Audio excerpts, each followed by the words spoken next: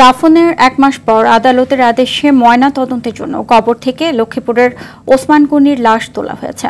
নির্বাহী ম্যাজিস্ট্রেট শাহেদ আরমান জানান, ময়না তদন্ত শেষে মরদেহ পুনরায় দাফন করা হয়েছে। গত 4 আগস্ট বৈষম্য বিরোধী ছাত্র আন্দোলন চলাকালীন পুলিশের গুলিতে নিহত হয় সে। রংপুরে নিহত সাজ্জাদ হোসেনের লাশ তুলে ময়না তদন্ত করা হয়েছে। আদালতের আদেশে লাশ উত্তোলনের সময় উপস্থিত ছিলেন নির্বাহী ম্যাজিস্ট্রেট এটিএম আরিফ সহ যৌথ বাহিনীর সদস্যরা।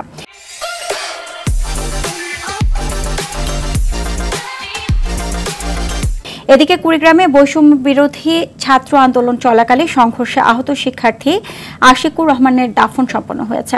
গত 4 আগস্ট নগরীর শাপলা চত্বরে ছাত্রলীগ ও যুবলীগের সঙ্গে সংঘর্ষে আহত হয়ে ঢাকায় চিকিৎসাধীন ছিলেন আশিকুর।